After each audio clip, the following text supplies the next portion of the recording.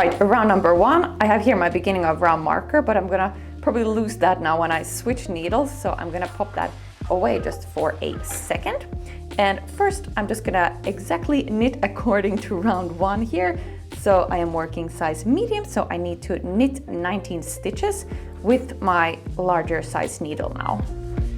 So I just start here working these stitches. Oh, it makes a little noise. 19, okay, I worked 19, so this is now half of the back stitches, and here I'm going to be placing a stitch marker, and we're going to be placing 8 stitch markers all in all for all the raglan seams. So to have a little bit of system, I use always a pair of stitch markers that are the same color, so I can pop that on. Then I knit 2, and then I pop the second marker with the same color.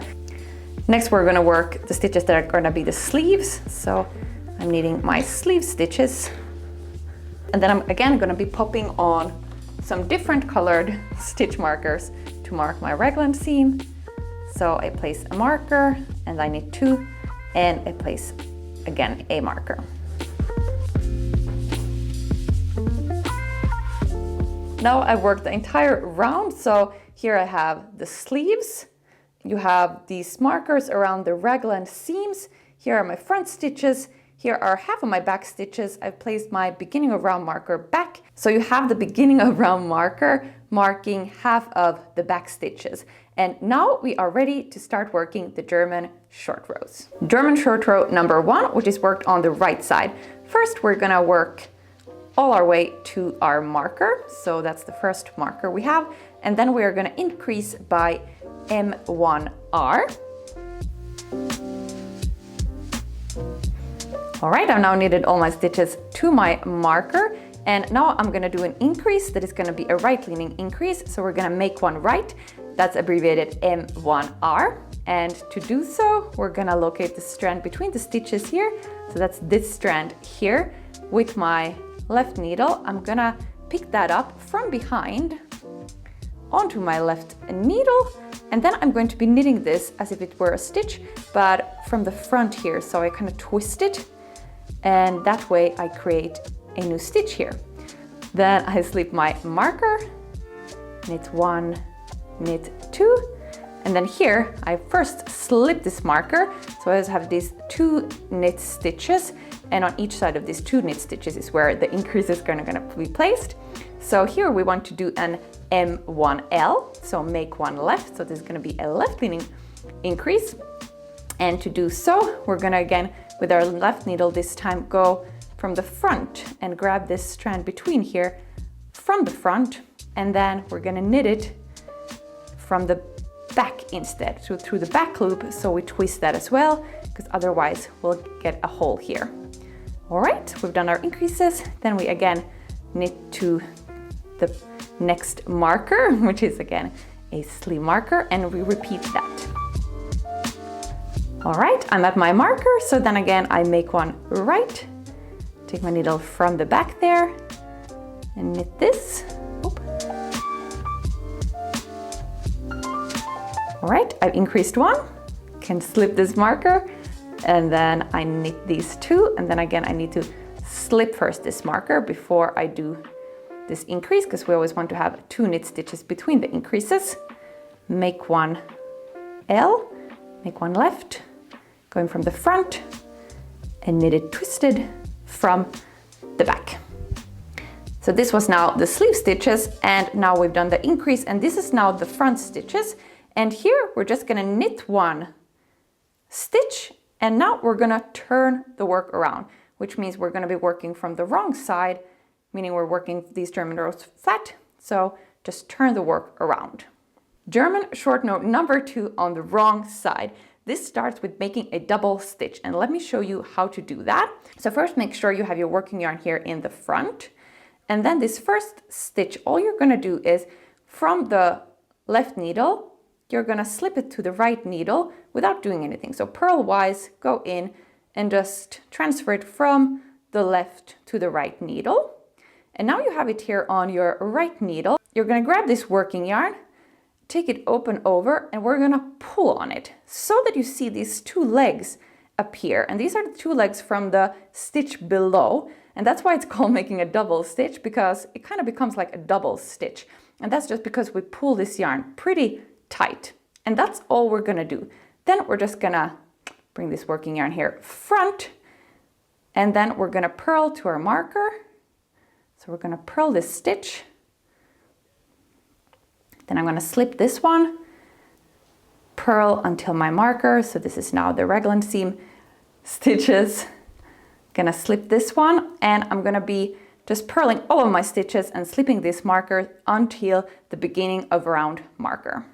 I've purled all my stitches to my beginning of round marker, and this is why it's great to have a different color for the beginning of round marker, so you know where you are at. And now, next we're gonna purl all of these stitches until our first marker, and then we're gonna do an increase here on the wrong side this time. Now I'm at my first marker, and here we're gonna do an increase. M1LP stands for make one left, but now purl, so that P stands for purl. So we're gonna locate the strand here between, use the left needle. I'm gonna pick that strand up onto my left needle, and this time we need to purl this, and we need to purl it from the back loop, because otherwise, if I would now purl it like this, there's this big hole, which we don't want, so we need to purl it. So I'm gonna go in here from the back here, all the way, and bring it through, wrap my yarn around, and go all the way out again here from behind that strand, and I have made one left purl. Then I'll slip my marker, purl these raglan seam stitches, we slip the marker, and here we're gonna M1RP, so make one right P. So this time we go in from the back of this strand here between, and this time we can just purl it here from the front. Like that. And then we repeat that for the next two markers. So let's do that once more. So I've purled to my marker, I need to M1LP, take my strand from the front and purl it from the back loop. So I go in here from the back.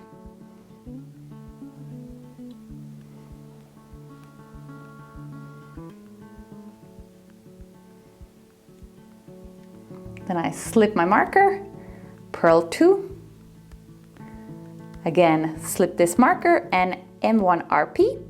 So this time I go in from behind and I can purl it from the front loop. And then we just purl one, because now we're again at the front stitches, because we worked the back and then we worked here the sleeve stitches, and now we purl one, and that is German short row number 2 complete. So then we're just gonna turn the work and we are ready to begin German short row number 3. German short row number 3 again starts with making a double stitch, but now we're on the right side. So we're gonna again bring our working yarn here so we have it in the front. Then I'm gonna be slipping this stitch purlwise, this first stitch, without doing anything. We just slip it from the left to the right needle, still my working yarn there. And next we're gonna make a double stitch. So again, using this working yarn, I'm gonna pull it up so that we get these two legs of the stitch below visible. So I just pull it pretty tight so I get these two legs from the row below visible. And then we're just gonna knit all of these stitches until the beginning of round marker. I've knitted all my stitches to my beginning of round marker, and then I continue, and now we're essentially gonna repeat what we did on German short row number 1. So we're gonna make those same increases when we come to our markers. All right, now I've knitted from my beginning of round marker. I've done increases here at my stitch markers. Now I'm again, so these are now the front stitches. So I've made one here, increase, then I'm gonna knit one, and now you can see this kind of wonky looking stitch. That's the double stitch we made on the previous row. So this we're just gonna treat as a normal stitch. So we're gonna just knit all of this. So we have kind of two strands here, but we're gonna knit them as if it was just one stitch, like this, and then knit one after that, and that is short row number 3 complete.